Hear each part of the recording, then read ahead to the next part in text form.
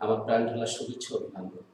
বিশেষ করে 20-21 শিক্ষাবর্ষে মানবিক শাখায় যারা অপশনাল সাবজেক্ট হিসাবে পরিণত সুশাসনকে নির্বাচন করেছ এবং এই মুহূর্তে বই, খাতা, কলম নিয়ে অনলাইন ক্লাসে যুক্ত হয়েছ, তোমাদের সামনে পরিণতি ও সুশাসন প্রথম পত্রের 2য় অধ্যায় হতে আজকের পাঠ নিয়ে উপস্থিত হয়েছি। আমি সৈয়দ ইখতিয়ার হোসেন, সহকারী অধ্যাপক, রাষ্ট্রবিজ্ঞান বিভাগ, সরকারি ফুলতলা মহিলা কলেজ, ফুলতলা, খুলনা। বন্ধুরা, যেহেতু আমরা ভার্চুয়াল ক্লাসে থাকি সেহেতু আমরা তোমাদের দেখতে পাই না, কিন্তু তোমরা অবশ্যই আমাদের সঙ্গে থাকো এবং আমাদেরকে দেখতে পাও। এই জন্য যেহেতু তোমরা আমাদের সঙ্গেই আছো সেটা জানান দেওয়ার জন্য অবশ্যই তোমরা মোবাইলের লাইক এবং কমেন্টস অপশানে গিয়ে লাইক এবং কমেন্টস দিয়ে শেষ পর্যন্ত আমাদের সাথেই থাকবে। বন্ধুরা, তোমরা জানো কোভিড-19-এর 2য় ঢেউয়ে বিশ্বে অসংখ্য মানুষ আবারও আক্রান্ত হয়ে পড়েছে এবং মৃত্যুর প্রহর হচ্ছে। এমন একটা পরিস্থিতিতে সরকার ঝুঁকি নিয়ে তোমাদের প্রাণপ্রিয় প্রতিষ্ঠান খুলে দিতে পারছেন না। তাই বলে কি তোমাদের শিক্ষা ব্যবস্থা ব্যাহত হবে? তোমরা শিক্ষা ছেড়ে দিয়ে হতাশ, নিরাশ হবে না। বন্ধুরা, তোমরা অবশ্যই এই যে সরকার যে অনলাইন ক্লাসের ব্যবস্থা করেছে, ক্লাসের সাথে থাকবে। তোমাদের যে বইগুলোর কথা আমরা বলে দিয়েছি, সেই বইগুলো তোমরা বাসায় যতদূর সম্ভব স্টাডি করার চেষ্টা করবে এবং সর্বসময় লেখাপড়ার সাথেই যুক্ত থাকবে। এই আশাবাদ ব্যক্ত করে আমরা সরাসরি ক্লাসে প্রবেশ করি। তো বন্ধুরা, আমাদের আজকের যে পাঠ আমরা শুরুতেই সেটা ঘোষণা করছি। আমাদের আজকের যে পাঠের বিষয়বস্তু সেটা হচ্ছে সুশাসন। এটা পরিণতি ও সুশাসন প্রথম পত্রের 2য় অধ্যায়। তো আমরা একটু লিখে দেখাই।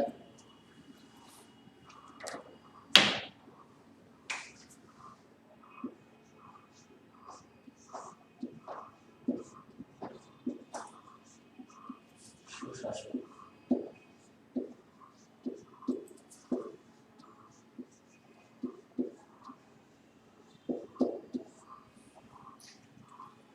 বন্ধুরা, আজকের যে আমাদের পাঠের বিষয়বস্তু সেটা হচ্ছে সুশাসন। এটা তোমাদের পরিণত সুশাসন প্রথম পত্রের 2য় অধ্যায়। এই চ্যাপ্টারটা জুড়েই সুশাসন সম্পর্কে আলোচনা করা হয়েছে। আমরা পূর্বের পাঠে সুশাসন সম্পর্কে ছোট্ট একটু আলোচনা করেছিলাম প্রথম অধ্যায়ে, যেটা ছিল পরিণত সুশাসন পরিচিতি। তার মধ্যে আমরা সুশাসন সম্পর্কে ছোট্ট একটু আলোচনা করেছিলাম যে সুশাসন কি। আজকে আমরা যেহেতু সুশাসন বিষয়টা 2য় অধ্যায় পুরো অংশটা জুড়ে রয়েছে সুশাসন, তো সুশাসন সম্পর্কে আমরা আজকে ডিটেইলস জানবো। তো এসব আমরা জেনে নেই যে আজকের পাঠে কি কি বিষয় থাকছে।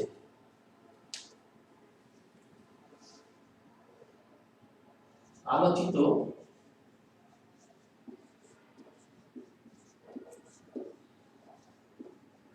বিষয়সমূহ।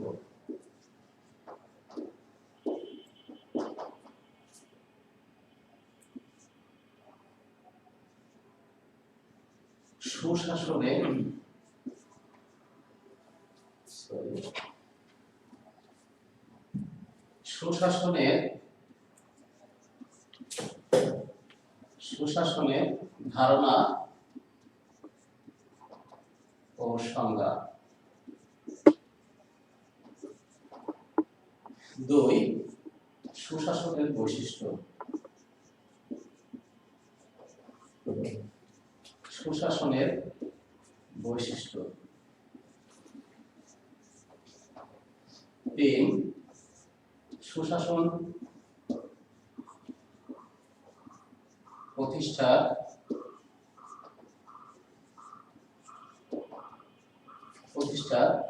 সমস্যা সমূহ।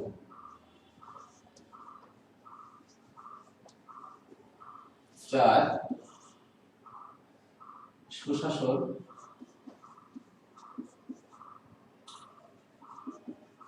প্রতিষ্ঠার সমস্যার সমাধান।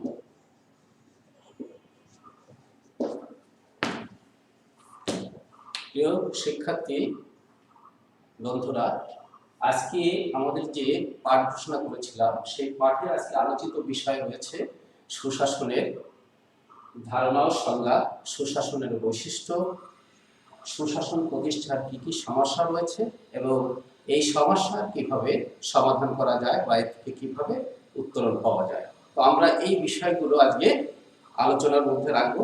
এসো আমরা এক এক করে আলোচনা করি। তো সুশাসনের সংজ্ঞা আলোচনার পূর্বে আমরা সুশাসন সম্পর্কে কয়েকটি কথা জেনে নিই। অতি আবশ্যকীয় যে কথাগুলো সেটা আমি তোমাদের সামনে এখন উপস্থাপন করছি, তোমরা মনোযোগ সহকারে এটা শুনবে। সুশাসন হচ্ছে শাসনের সাথে সুপ্রত্যয় যোগ করে সুশাসনের প্রকাশ ঘটানো হয়েছে। এক্ষেত্রে সুশাসনের অর্থ দাঁড়িয়েছে নির্ভুল, দক্ষ ও কার্যকরী শাসন। তাহলে যদি আমরা সংক্ষেপে সুশাসনের সংজ্ঞা দিই তাহলে দাঁড়ায় নির্ভুল,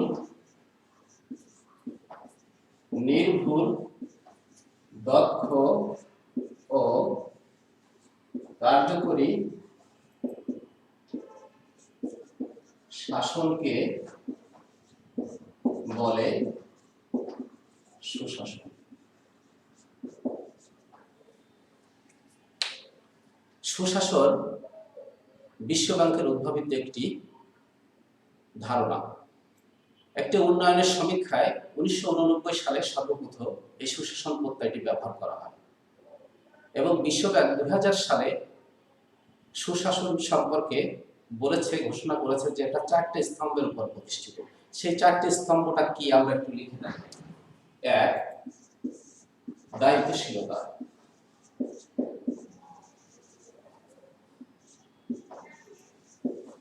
2, স্বচ্ছতা।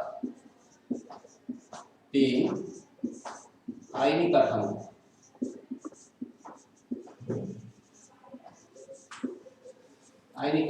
4, জনগণের অংশগ্রহণ।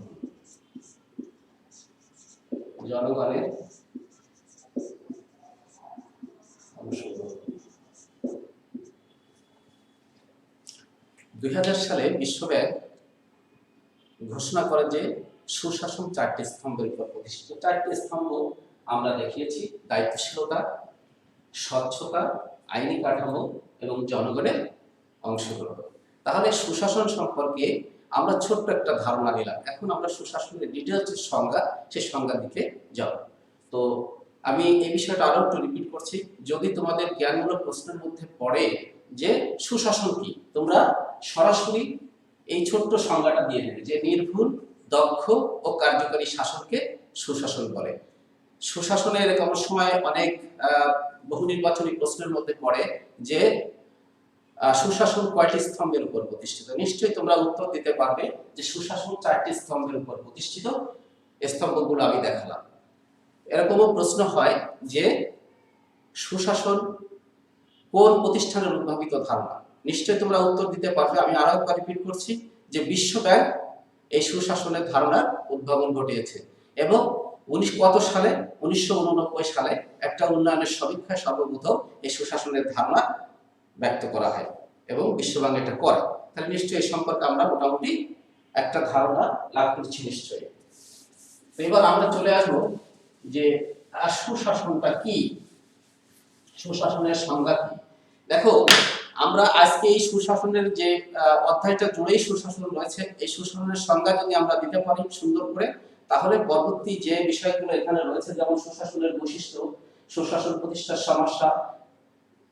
সমস্যার যে সমাধান, এগুলো আমরা নিশ্চয়ই সুন্দরভাবে দিতে পারবো। দেখো বিষয়টা খেয়াল করে, সেটা হচ্ছে সুশাসনের যে বৈশিষ্ট্য আছে, আমরা বৈশিষ্ট্যগুলো লিখব। সুশাসনের বৈশিষ্ট্য লেখার পরে আমরা সংজ্ঞায় আসবো। সুশাসনের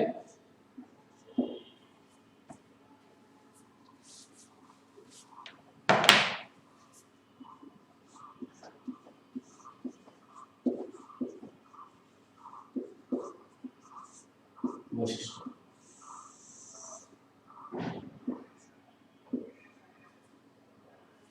স্বচ্ছতা,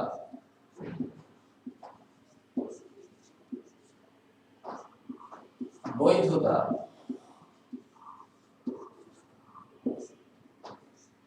জবাবদিহিতা,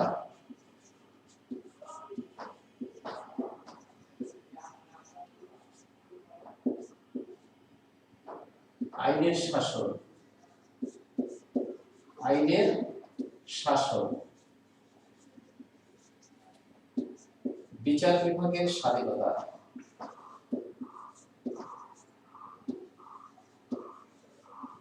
বিচার বিভাগের স্বাধীনতা,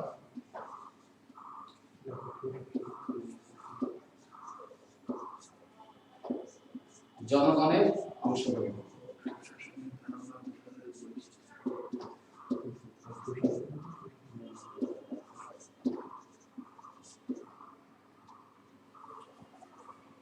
শিক্ষার্থী বন্ধুরা, দেখো আমরা বৈশিষ্ট্যটা আগে লিখেছি, সুশাসনের যে ধারণা ও সংজ্ঞা এটা দিতে আমাদের সুবিধা হবে সেই জন্য আমি লিখেছি।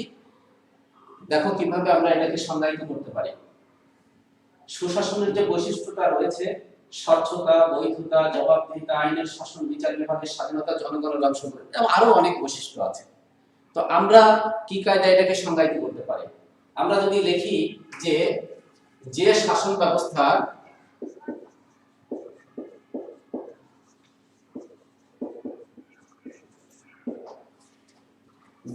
ব্যবস্থার স্বচ্ছতা আছে, বৈধতা আছে, জবাবদিহিতা আছে, আইনের শাসন আছে, বিচার বিভাগের স্বাধীনতা আছে, জনগণের অংশগ্রহণ আছে, সেই শাসনকে বলা হয় সুশাসন।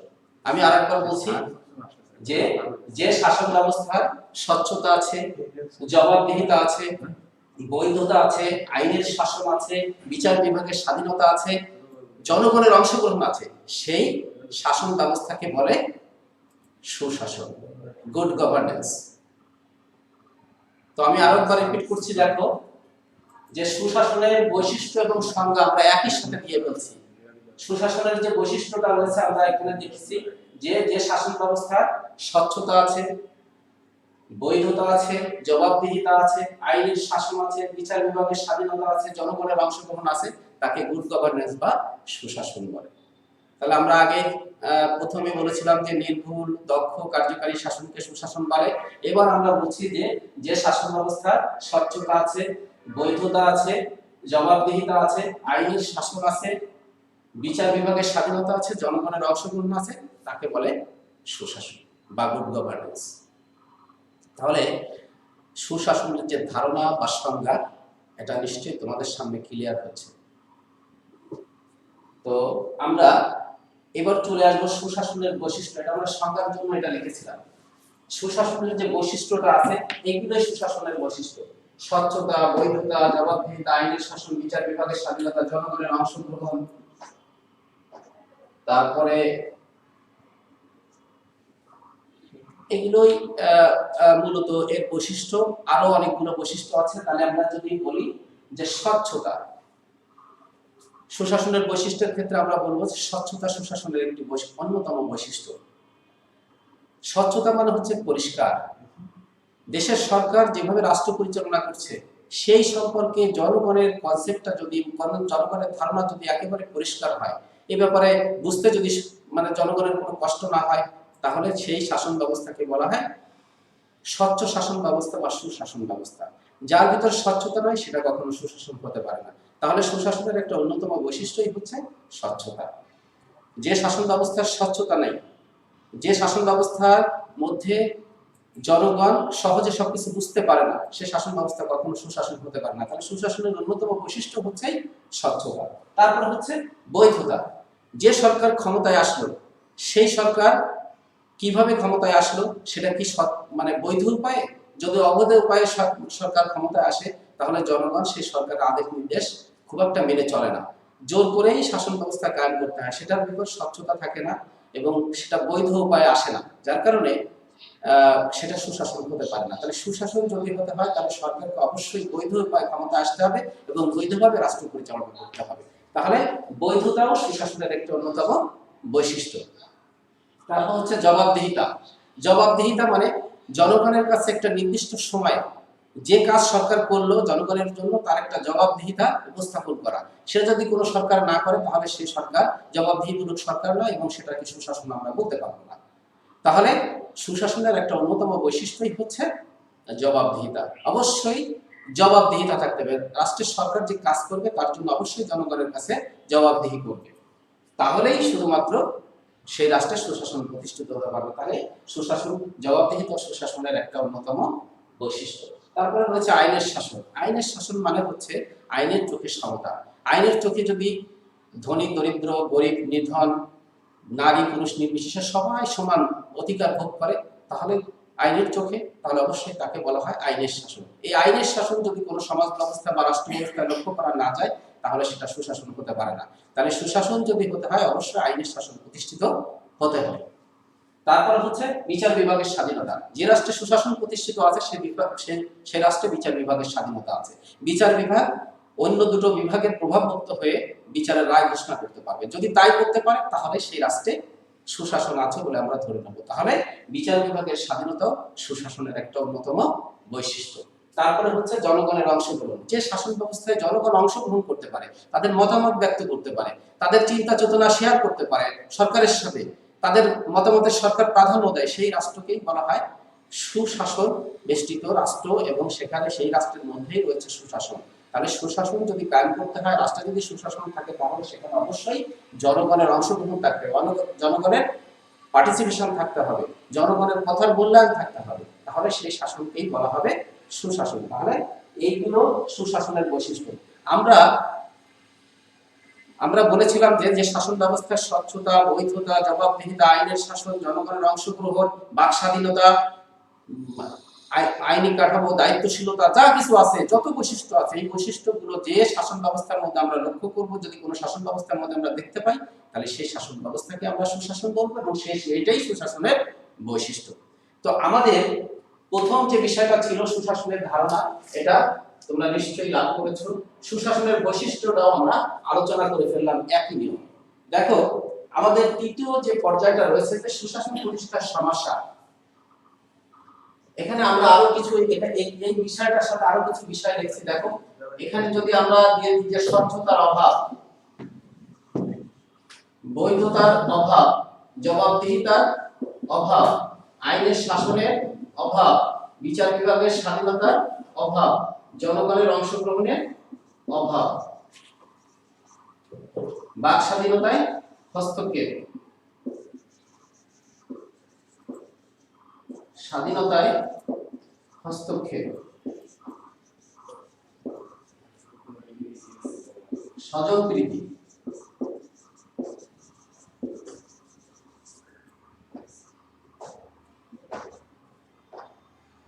স্বজনপ্রীতি। তারপরে হচ্ছে এখানে আমরা যে বিষয়টা লিখব যে সুশাসন প্রতিষ্ঠার সমস্যা, সুশাসন প্রতিষ্ঠার সমস্যা।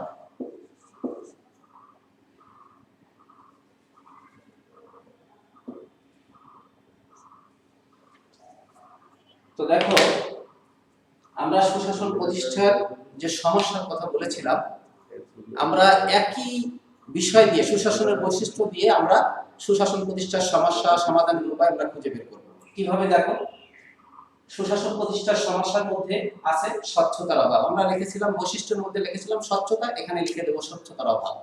তাহলে স্বচ্ছতার অভাব সুশাসনের একটি বড় সমস্যা। যে সমাজে, যে রাষ্ট্রের যে আইন কানুন হয়, নিয়ম নীতি হয়, তার ভিতরে যদি স্বচ্ছতা না থাকে, তাহলে এই স্বচ্ছতার অভাব দেখা দেয়, সেই রাষ্ট্রে সুশাসন প্রতিষ্ঠিত হতে পারে না। তাহলে সুশাসন প্রতিষ্ঠার ক্ষেত্রে এটা একটা বড় সমস্যা। তারপরে রয়েছে বৈধতার অভাব। বৈধতার অভাব, যে সরকার বৈধভাবে ক্ষমতায় আসে না, বৈধভাবে রাষ্ট্র পরিচালনা করে না, সেখানে সুশাসন প্রতিষ্ঠিত হতে পারে না। তাহলে নিশ্চয়ই এটা সুশাসন প্রতিষ্ঠার একটা সমস্যা। তারপরে রয়েছে জবাবদিহিতার অভাব। যে সরকার রাষ্ট্রের ক্ষমতায় চেপে বসে জনগণের কাছে কোনো জবাবদিহি করে না, সে রাষ্ট্রে সুশাসন থাকতে পারে না। তাহলে সুশাসন যদি প্রতিষ্ঠিত করতে হয়, তাহলে সরকারকে জবাবদিহিমূলক হতে হবে, তার কাজের জন্য জনগণের কাছে জবাবদিহি করবে। যদি জবাবদিহি না করে, তাহলে সেখানে রাষ্ট্রে সুশাসন প্রতিষ্ঠিত হতে পারে না। তাহলে জবাবদিহিতার অভাব হচ্ছে সুশাসন প্রতিষ্ঠার একটা বড় সমস্যা। তারপরে রয়েছে কি? আইনের শাসনের অভাব। যে রাষ্ট্রে আইনের শাসন নেই, আইনের চোখে সমতা নেই, সেখানে সুশাসন থাকতে পারে না। তাহলে সুশাসন প্রতিষ্ঠার ক্ষেত্রে আইনের শাসন না থাকাই হচ্ছে একটা বড় সমস্যা। আইনের শাসনের অভাবটাই হচ্ছে একটা বড় সমস্যা। তারপরে রয়েছে বিচার বিভাগের স্বাধীনতা। যে রাষ্ট্রে বিচার বিভাগ স্বাধীনভাবে বিচার কার্য সমাধান করতে পারে না, যেখানে আইন বিভাগ বা নির্বাহী বিভাগ বা আইন অন্য যে বিভাগ রয়েছে, আইন বিভাগ এবং শাসন বিভাগ, এদের যদি প্রভাবমুক্ত হয়ে কাজ করতে না পারে তাহলে সঠিকভাবে বিচার করতে পারে না। আর যদি বিচার করতে না পারে, বিচার বিভাগের স্বাধীনতা থাকে না, আর বিচার বিভাগের স্বাধীনতা না থাকাই হচ্ছে সুশাসনের বড় সমস্যা। তারপরে হচ্ছে জনগণের অংশগ্রহণ অভাব। জনগণ যদি অংশগ্রহণ করতেই না পারে, জনগণের মতামতের কোনো মূল্যায়ন যদি না দেওয়া হয়, তাহলে সেখানে সুশাসন প্রতিষ্ঠিত হওয়ার কোনো সম্ভাবনা নাই। তাহলে সে রাষ্ট্রে সুশাসন নাই। তাহলে জনগণের যেখানে অংশগ্রহণ নাই, জনগণের যদি অংশগ্রহণের অভাব দেখা দেয়, তাহলে সুশাসন প্রতিষ্ঠিত হতে পারে না। তারপর রয়েছে বাক স্বাধীনতায় হস্তক্ষেপ। বাক স্বাধীনতা মানে হচ্ছে কথা বলার স্বাধীনতা। জনগণ যদি কথা বলতে না পারে, কোনো জায়গায় ওপেন ভাবে কোনো মতামত ব্যক্ত করতে না পারে, তাহলে সে রাষ্ট্রে সুশাসন প্রতিষ্ঠিত হতে পারে না। কারণ জনগণ কথা বলবে, সরকারের ভুলগুলো ধরাই দেবে, সরকার সেভাবে সংশোধিত হবে, জনগণের কাছে সেভাবে জবাবদিহি করবে, তাহলে রাষ্ট্র সুশাসন প্রতিষ্ঠিত হবে। যদি বাক স্বাধীনতা বা কথা বলার স্বাধীনতাই জনগণের না থাকে, তাহলে সরকার তার ভুলগুলো বুঝতে পারবে না, রাষ্ট্রে সুশাসন প্রতিষ্ঠিত হবে না। তাহলে বাক স্বাধীনতায় হস্তক্ষেপ সুশাসনের পথে একটা বড় হস্তক্ষেপ, সুশাসনের পথে বড় একটা অন্তরায়। তাহলে বাক স্বাধীনতায় যদি সরকার হস্তক্ষেপ করে, কেউ যদি হস্তক্ষেপ করে, জনগণ যদি কথা বলতে না পারে, তাহলে সেটা সুশাসন হতে পারে না, সেটা সুশাসন প্রতিষ্ঠার ক্ষেত্রে একটা সমস্যা হিসাবে আমাদের কাছে পরিগণিত হবে। তারপরে রয়েছে স্বজনপ্রীতি। দেশে যদি স্বজনপ্রীতি শুরু হয়, যে স্বজনপ্রীতি মানে নিজের আত্মীয়-স্বজন যারা যেখানে যে অবস্থায় আছে তাদের প্রতি বেশি ভালোবাসা বা প্রীতি হচ্ছে স্বজনপ্রীতি। এই স্বজনপ্রীতি করে নিজের লোকদেরকে যে জায়গায় সে যোগ্য না, সেই অযোগ্য লোককে যোগ্য জায়গায় বসায় দেওয়া, এই সমস্ত কারণে দেশ ক্ষতিগ্রস্ত হয় এবং সে রাষ্ট্রের সুশাসন প্রতিষ্ঠিত হতে পারে না। তাহলে আমরা একই বৈশিষ্ট্যের মধ্যে থেকে আমরা কিভাবে সমস্যা চিহ্নিত করেছি এবং সমাধান ও কিভাবে হবে সেটাও আমরা দেখি। আমরা প্রথমে শিখেছিলাম বৈশিষ্ট্য। বৈশিষ্ট্য থেকে আমরা চলে আসছি সুশাসন প্রতিষ্ঠার সমস্যা, এবং সুশাসন প্রতিষ্ঠার সমস্যা গুলো আমরা চিহ্নিত করেছি। এবার সমাধানের উপায়টাও আমরা এই একই বৈশিষ্ট্য দিয়েই শেষ করব। কিভাবে দেখো, খুব শর্টকাট একটা নিয়ম, সেই শর্টকাট নিয়মের মধ্যে দিয়ে আমরা কিভাবে এটা নিশ্চিত করতে পারি।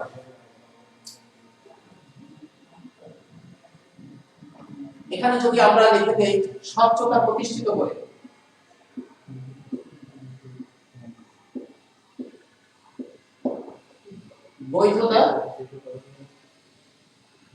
বৈধতা নিশ্চিত করে,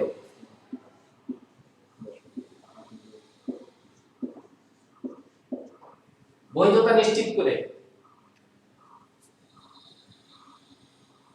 জবাবদিহিতা নিশ্চিত করে, জবাবদিহিতা নিশ্চিত করে, আইনের শাসন প্রতিষ্ঠিত করে, আইনের শাসন প্রতিষ্ঠিত, সংক্ষেপে লিখলাম প্রতিষ্ঠিত করে, বিচার বিভাগের স্বাধীনতা, বিচার বিভাগের স্বাধীনতা নিশ্চিত করে,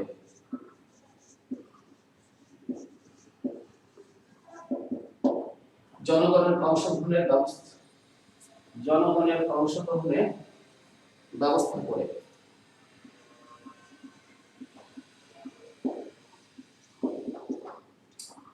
বাক স্বাধীনতা হস্তক্ষেপ না করে,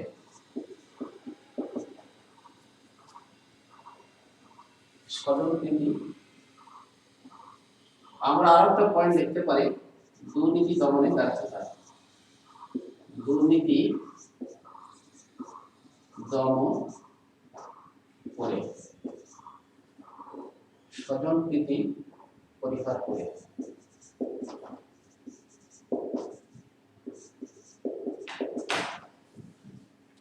দেখো, আমরা শুরু করেছিলাম, শিক্ষার্থী বন্ধুরা, আমরা শুরু করেছিলাম সুশাসনের বৈশিষ্ট্য দিয়ে।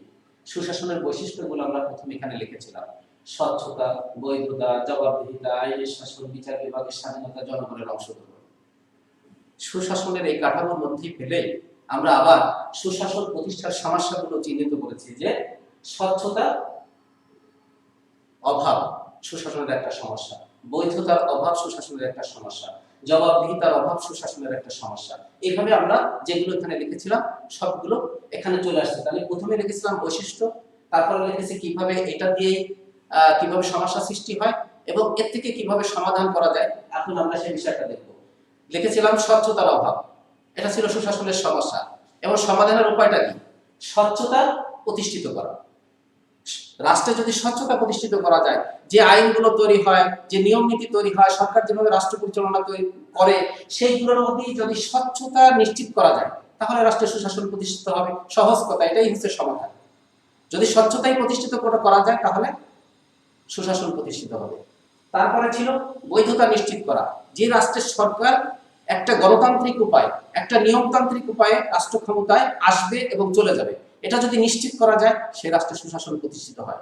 তাহলে যদি আমরা এই সরকারের আসা যাওয়া বৈধতা, সরকারের রাষ্ট্র পরিচালনার বৈধতা যদি নিশ্চিত করতে পারি, তাহলে রাষ্ট্রের সুশাসন প্রতিষ্ঠিত করতে পারবো। এখানে দেখো আমাদের উপরে যে বিষয়টা লেখা ছিল, এটা আমরা শুধু মুছে ফেলবো। সুশাসন প্রতিষ্ঠার সমস্যার সমাধান। সমস্যা সমাধান। স্বচ্ছতা প্রতিষ্ঠিত করে, বৈধতা নিশ্চিত করে, তারপরে ছিল জবাবদিহিতা নিশ্চিত করে। আমরা আগে বলেছিলাম জবাবদিহিতার অভাব, এটা সমস্যা। সমাধানটা কি? সমাধানটা হচ্ছে যে জবাবদিহিতা ছিল না, এটা ছিল সমস্যা। জবাবদিহিতা যদি আমরা নিশ্চিত করতে পারি, তাহলে সমস্যার সমাধান হয়ে গেল। এরপর হচ্ছে আইনের শাসন প্রতিষ্ঠিত করে। আইনের শাসন না থাকা হচ্ছে সমস্যা, আইনের শাসন প্রতিষ্ঠিত করা হচ্ছে সমস্যার সমাধান। তাহলে আইনের শাসন যদি প্রতিষ্ঠিত আমরা করতে পারি, তাহলে সমস্যার সমাধান হয়ে গেল। তারপরে কি? বিচার বিভাগের স্বাধীনতা নিশ্চিত করা। আমরা বলেছিলাম বিচার বিভাগের স্বাধীনতা না থাকার চেয়ে সুশাসনের সমস্যা। বিচার বিভাগের স্বাধীনতা যদি নিশ্চিত করা যায়, বিচার বিভাগ যদি স্বাধীনভাবে কাজ করতে পারে, তাহলে সুশাসন নিশ্চিত হয়ে গেল, সুশাসন প্রতিষ্ঠিত হয়ে গেল, প্রতিষ্ঠার সমস্যা দূর হয়ে গেল, সমাধান হয়ে গেল। তারপরে কি? জনগণের অংশগ্রহণের ব্যবস্থা করে। জনগণ অংশগ্রহণ করতে পারবে না, তাহলে সুশাসন প্রতিষ্ঠিত হবে না, একটা সমস্যা। সমাধান কি? যদি জনগণ শাসন ক্ষমতায় তাদের মতামত, তাদের সবকিছু যদি প্রতিষ্ঠিত করতে পারে, তাহলে রাষ্ট্রের সুশাসন প্রতিষ্ঠিত হয়ে যাবে। তাহলে এই সমস্যা যেটা দেখা দিয়েছিল, সেই সমস্যার সলিউশন বা সমাধান হয়ে যাবে। তারপরে কি? বাক স্বাধীনতায় হস্তক্ষেপ না করা। বাক স্বাধীনতা হস্তক্ষেপ যদি আমরা রোধ করতে পারি, জনগণ কথা বলবে, জনগণ দেশের অসঙ্গতি, দেশের সমস্যা, বৈষম্য নিয়ে কথা বলবে। যদি সেই কথা জনগণ বলতে পারে, এটা যদি নিশ্চিত করা যায়, তাহলে সুশাসন প্রতিষ্ঠিত হয়ে যাবে। তাহলে সুশাসন প্রতিষ্ঠার সমস্যা হচ্ছে কি? হস্তক্ষেপ। বাক স্বাধীনতা হস্তক্ষেপ করবে সরকার, প্রভাবশালী প্রতিষ্ঠান, এরা হস্তক্ষেপ করবে। সেই হস্তক্ষেপ যদি রোধ করা যায়, তাহলে সুশাসন প্রতিষ্ঠিত হয়ে যাবে। তাহলে আমরা একটা ফ্রেমের মধ্যে ফেলে সুশাসনের বৈশিষ্ট্য, সুশাসনের সমস্যা এবং সমাধান আমরা নিশ্চিত করে ফেলেছি একটা বিষয় দিয়ে। তারপরে আছে স্বজনপ্রীতি পরিহার করে। রাষ্ট্রের শাসক যিনি ক্ষমতায় আসবেন, যিনি ক্ষমতাধর, তিনি যদি স্বজনপ্রীতি দূর করতে পারেন, রাষ্ট্রে যদি কোনো স্বজনপ্রীতি না থাকে, তাহলে যে লোক অযোগ্য সে যোগ্য জায়গায় বসতে পারবে না। আর যোগ্য জায়গায় যদি বসতে না পারে, তাহলে জনগণের মধ্যে কোনো রকমের বৈষম্য সৃষ্টি হবে না, জনগণের মধ্যে কোনো কষ্ট থাকবে না, কোনো মনোকষ্টের কারণ হবে না। দেশ সুষ্ঠু উপায়ে, সুন্দর উপায়ে সবাই সহযোগিতার মাধ্যমে চলবে। তাহলে যদি এরকম ব্যবস্থা করা যায় যে কোনো স্বজনপ্রীতি থাকবে না, কোনো স্বজনপ্রীতি করে নিজের মানুষ আপনজনকে আমি অযোগ্য লোককে যোগ্য জায়গায় বসাই দেবো, এই করলে জনগণের মধ্যে একটা বিক্ষোভ দেখা দেয়, জনগণ আর সেই শাসকের কথা মেনে চলে না। যদি এই স্বজনপ্রীতি পরিহার করা যায়, তাহলে অবশ্যই রাষ্ট্রের সুশাসন প্রতিষ্ঠিত হবে এবং এভাবেই সুশাসনের পথে যে সমস্যা ছিল সেটার সমাধান করা যাবে। তারপরে হচ্ছে দুর্নীতি দমন করে। তোমরা জানো যে রাষ্ট্রে অসংখ্য দুর্নীতি গোটা বিশ্বে ছড়িয়ে পড়েছে, বিভিন্ন রাষ্ট্রে আমরা দুর্নীতির চিত্র দেখতে পাই। তো এই দুর্নীতিমুক্ত দেশ কিন্তু আমরাও না, আমাদেরও দুর্নীতিতে অনেক ক্লেম আছে, অনেক আছে, আমরা কয়েকবার চ্যাম্পিয়ন হয়ে গেছি দুর্নীতিতে। এই দুর্নীতিটা যদি রাষ্ট্র থেকে দূর করা যায়, তাহলে সুশাসন প্রতিষ্ঠিত করা যাবে, এই সমস্যার সমাধান করা যাবে। আর সমস্যা ছিল হচ্ছে দুর্নীতি দমনে ব্যর্থতা। সরকার যদি দুর্নীতি দমনে ব্যর্থ হয়, তাহলে রাষ্ট্রে সুশাসন প্রতিষ্ঠিত হয় না। রাষ্ট্রে যদি সুশাসন প্রতিষ্ঠিত করতে হয়, তাহলে দুর্নীতি দমন করে এর সমস্যার সমাধান করা যাবে। তাহলে দুর্নীতি নিয়ন্ত্রণে ব্যর্থতা হচ্ছে সমস্যা, আর সমাধান করা হচ্ছে দুর্নীতি দমন করে। সরকার যদি সঠিকভাবে দুর্নীতি দমন করতে পারে, তাহলে রাষ্ট্রের সুশাসন প্রতিষ্ঠিত হবে। তো বন্ধুরা, আমরা আরো একটু আমাদের যে ক্লাসের যে পার্ট ছিল, এক এক করে আমরা সবকটা বিষয়ে আলোচনা করে ফেলেছি। তো আমরা একটু রিভিউ করব একটু সংক্ষিপ্ত সারে যা আলোচনা করেছি সেই বিষয়টা একটু তোমাদের সামনে ছোট করে উপস্থাপন করব। সেটা হচ্ছে, আমরা প্রথম বলেছিলাম যে শাসনের সাথে সুপ্রত্যয় যোগ করে সুশাসনের ধারণাটা উদ্ভব ঘটানো হয়েছে। এক্ষেত্রে সুশাসনের অর্থ দাঁড়িয়েছে নির্ভুল, দক্ষ ও কার্যকারী শাসন। তাহলে আমরা যদি সংক্ষিপ্তভাবে কোনো প্রশ্ন পড়ে তাহলে আমরা লিখবো নির্ভুল, দক্ষ, কার্যকারী শাসন। এটা যদি আমার জ্ঞানমূলকের মধ্যে পড়ে আমরা এভাবে লিখবো। যদি অনুধাবনের মধ্যে পড়ে তাহলে আমরা বলবো যে যে শাসন ব্যবস্থার স্বচ্ছতা আছে, বৈধতা আছে, জবাবদিহিতা আছে, আইনের শাসন আছে, সেই জনগণের অংশগ্রহণ আছে, সেই শাসনকে বলে সুশাসন। তো সুশাসন বিশ্ব ব্যাংকের উদ্ভাবিত একটি ধারণা। 1989 সালে একটা সমীক্ষায়, উন্নয়নের সমীক্ষায় সর্বপ্রথম বিশ্ব ব্যাংক সুশাসনের ধারণার এই প্রত্যয়টি ব্যক্ত করে। এবং 2000 সালে বিশ্ব ব্যাংক ঘোষণা করে যে এই সুশাসন 4টি স্তম্ভের উপর প্রতিষ্ঠিত। সেই 4টি স্তম্ভ আমরা দেখিয়েছিলাম: দায়িত্বশীলতা, স্বচ্ছতা, আইনি কাঠামো আর জনগণের অংশগ্রহণ। এটা আমরা তাহলে নিশ্চিত হয়েছি, সুশাসনের সংজ্ঞাটাও আমরা ক্লিয়ার হয়েছে। তারপরে আমরা দেখাইছিলাম যে সুশাসনের বৈশিষ্ট্যটা কি। আমরা দেখেছিলাম স্বচ্ছতা, বৈধতা, জবাবদিহিতা, জনগণের অংশগ্রহণ, তারপরে এই সমস্ত বিষয়গুলো দেখাচ্ছিলাম। এটা ছিল সুশাসনের বৈশিষ্ট্য। তুমি লেখার সময় কি লিখবে? যদি তুমি কিছু না পারো তাহলে তুমি লিখবা যে এই যে পয়েন্টগুলো আমি এখানে দেখালাম, তুমি লিখবা। যদি পড়ে যে সুশাসনের বৈশিষ্ট্যগুলো বিশ্লেষণ করো, তুমি লিখবা স্বচ্ছতা সুশাসনের একটি অন্যতম বৈশিষ্ট্য, যদি কিছু না পারো। যদি তুমি পরে যে বৈধতা সুশাসনের একটি অন্যতম বৈশিষ্ট্য, তারপরে তুমি যতটুকু পারো ব্যাখ্যা দিবা, সেটা তোমার আঙ্গিকে তুমি দিতে পারো। যদি জিনিসটা তুমি বোঝো, তুমি যদি পড়াশোনা করো, তাহলে তুমি নিজেই ব্যাখ্যা দিতে পারবে। তাহলে স্বচ্ছতা, বৈধতা, জবাবদিহিতা, আইনের শাসন, জনগণের অংশগ্রহণ, এগুলো ছিল বৈশিষ্ট্য। আমরা বৈশিষ্ট্যের পরে লিখেছিলাম সমস্যা। সুশাসন প্রতিষ্ঠার ক্ষেত্রে সমস্যাগুলো কি? আমরা স্বচ্ছতার সাথে লাগাই দিলাম কি? স্বচ্ছতার অভাব। তারপরে বললাম বৈধতা ছিল, বৈধতার অভাব। তারপরে ছিল জবাবদিহিতা, জবাবদিহিতার অভাব। তারপরে ছিল আইনের শাসন, আইনের শাসনের অভাব, দক্ষতার অভাব। তারপরে বাক স্বাধীনতায় হস্তক্ষেপ, স্বজনপ্রীতি, এগুলো ছিল। দুর্নীতি দমনে ব্যর্থতা, এগুলো ছিল সুশাসন প্রতিষ্ঠার ক্ষেত্রে সমস্যা। আমরা সমাধানের ক্ষেত্রে একটা জিনিস দেখা দিচ্ছি যে সেই স্বচ্ছতা, যে স্বচ্ছতা ছিল বৈশিষ্ট্য, সে সাথে কি প্রথম লাগালাম অভাব, তারপরে লাগালাম স্বচ্ছতা নিশ্চিত করে সমস্যার সমাধান করলাম, বৈধতা নিশ্চিত করে সমস্যার সমাধান করলাম, জবাবদিহিতা নিশ্চিত করে সমস্যার সমাধান করলাম, আইনের শাসন প্রতিষ্ঠার মাধ্যমে বিচার বিভাগের স্বাধীনতা নিশ্চিত করে, তারপরে বাক স্বাধীনতা হস্তক্ষেপ রোধ করে, তারপরে স্বজনপ্রীতি পরিহার করে, দুর্নীতি দমন করে, এই মাধ্যমে আমরা এই সমস্যার সমাধানটা করলাম। তাহলে নিশ্চয়ই এই ক্লাসের যে বিষয়টা হচ্ছে যে একটা চার্টের মধ্যে রেখে আমি 3টা বিষয় আলোচনা করেছি। একটা হচ্ছে সুশাসনের সংজ্ঞা দিয়েছি, সুশাসনের বৈশিষ্ট্য দিয়েছি, সুশাসন প্রতিষ্ঠার পথে সমস্যা কি ছিল সেটা জানাইছি, তারপরে ছিল সুশাসন প্রতিষ্ঠার সমস্যার সমাধান কিভাবে হয়। সবকিছুই কিন্তু এই একটা গ্রাফের মাধ্যমে আমরা উপস্থাপন করেছি। তাহলে নিশ্চয়ই তোমরা এই বিষয়টা বুঝতে পেরেছো বন্ধুরা। তো আমরা তোমরা জানো যে আমরা একটা কঠিন সময় পার করছি। এই সময়ের মধ্যে দিয়ে আমি আজকের যে পাঠ উপস্থাপন করেছি, তো দীর্ঘদিন তোমরা আমার ক্লাস পাচ্ছ না, বিভিন্ন জটিলতা, কারিগরি ত্রুটির কারণে ক্লাস উপস্থাপন করা সম্ভব হয়নি। তো যার কারণে আমি আমার পক্ষ থেকে দুঃখ প্রকাশ করছি। কিন্তু আজকের যে ক্লাসটা আমি উপস্থাপন করেছি, তোমরা যদি মনোযোগ সহকারে জানো, তাহলে আজকে সুশাসন বিষয়ের মধ্যে যে বিষয়গুলো ছিল গুরুত্বপূর্ণ, অনেক বিষয়ের মধ্যে আলোচনা চলে আসে। আর হয়তো একটা ক্লাস যদি আমরা উপস্থাপন করি, তাহলে আমাদের বিষয়টা আরো ক্লিয়ার হয়ে যাবে। আমার মনে হয় দ্বিতীয় অধ্যায়ের মধ্যে আর তেমন কিছু আলোচনা থাকবে না। তো বন্ধুরা, আজকের ক্লাসটা অবশ্যই তোমরা ভালোভাবে গ্রহণ করেছো এবং নিশ্চয়ই বুঝতে পেরেছো।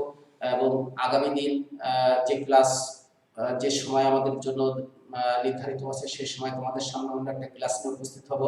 তো ততদিন পর্যন্ত তোমরা স্বাস্থ্যবিধি মেনে, সরকারের নিয়ম অনুযায়ী যে স্বাস্থ্যবিধির কথা বলা হচ্ছে সেগুলো মেনে সুস্থ থাকবে, নিরাপদে থাকবে এবং অবশ্যই অনলাইন ক্লাসের সাথে যুক্ত থাকবে। সমস্ত স্যারদের যে লাইভ ক্লাসগুলো হচ্ছে, ভিডিও ক্লাসগুলো হচ্ছে, সাথে তোমরা যুক্ত থেকে তোমাদের শিক্ষা ব্যবস্থা অব্যাহত রাখবে। আশাবাদ ব্যক্ত করে সবাই সুস্বাস্থ্য কামনা করে আজকের এই ক্লাসটি এখানে শেষ করছি। সবাইকে ধন্যবাদ।